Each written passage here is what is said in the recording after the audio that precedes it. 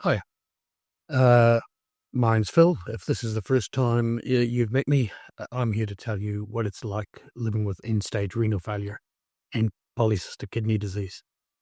Um, One of the big parts of my life, of course, is doing dialysis, and I do that 3 days a week. And normally it's time-consuming, but fairly routine, and things happen as planned in the order they're planned, and I can pretty much predict what's going to happen. Occasionally something goes wrong and you can't pick the day. Uh, it can go wrong to the extent that you have to unplug yourself from the machine, reline and reprime the machine, and then start dialysis all over again, which can add 30 or 40 minutes to, what's already a 5.5 or 6 hour process. Uh, Fortunately, in the case that I'm going to talk about today, that's not exactly what happened, but yeah, it wasn't the best timing. So here's the joys of dialysis. We're due to travel about 2.5 hours to my folks' place for my mum's 90th birthday celebrations. So I started dialysis quite early this morning, so I have, a reasonable amount of time to do the traveling. And my venous pressure, for whatever reason, just went through the roof on dialysis, meaning we had to stop the circulation of the blood, return the blood to my body, take out the needle, stop the bleeding, put a new venous needle in my arm, reconnect to the machine, and restart the circulation again. So I'm now back on dialysis, but I've kind of lost quite a bit of time that I made up by starting early, which is a bit of a pain, really, but, that's life on dialysis. So here's an update on the venous pressure situation. Even after putting the new needle in, it looked okay for a while, but it shot way up again to the point that the machine was alarming because the pressure was so high. And one of the things you can do is widen the alarm limits. I'd already done that, and it was alarming. So that's not a good thing. So after speaking with the renal nurse, we looked at a couple of things. So first thing was to check if there was any clotting in the lines. There doesn't appear to be. The other thing is that I've lowered the pump speed from 300 milliliters a minute to 250. And my venous pressure has gone down a bit. It's still higher than I'd want it to be at 250.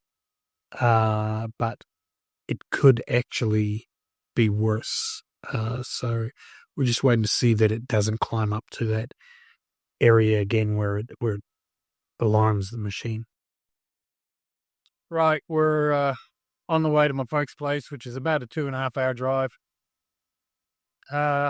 We're slightly delayed by all the hoo-ha with the dialysis today. The delay means we're going to miss dinner, which is disappointing because my brother and his family are over from Australia for Mum's birthday, and I was quite looking forward to seeing them tonight.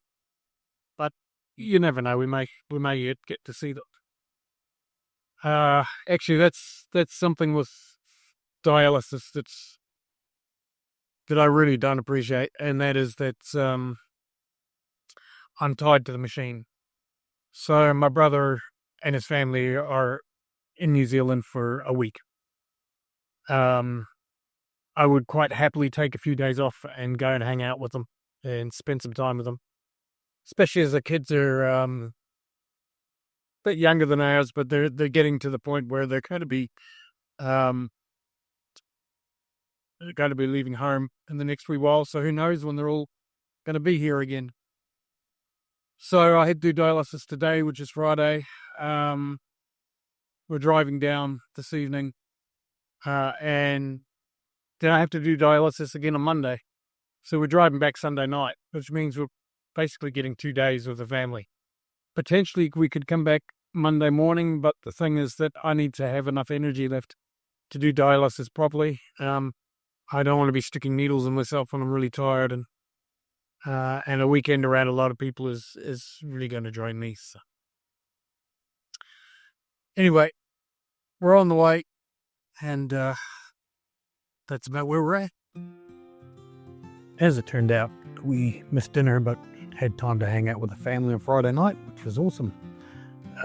Next morning, I supervised some of the family members preparing for the big birthday due in the afternoon, and it was well worth the trip. Great celebration of an awesome lady. After that, we even had time to hang out with the Australians in the evening. We're heading home after a great weekend with family, and I know I probably should tell my face, but I'm so exhausted from having a fantastic time, well worth the energy output. I'm going to go to sleep. It's about a 2.5 hour drive home, and I may not wake up till we get home. One thing I did want to see on this trip was the new east-west crossing for the lower North Island of New Zealand. Fortunately, I did wake up for that. Here's a bit of context for those of you who don't live in that part of the world. The main east-west crossing was closed in April 2017 due to ongoing problems with slips. In June 2025, a new road was opened. This was our first trip to see my folks since then. Anyone who heard where we were going or where we'd come from asked, "What did you think of the new crossing?" We thought it was great. Thanks for taking the time to watch this video. If you enjoyed it or found it interesting, I'd appreciate it if you could hit like. If you want to know more about what it's like living with end-stage renal failure, then go ahead and subscribe, and I'll see you in the next video.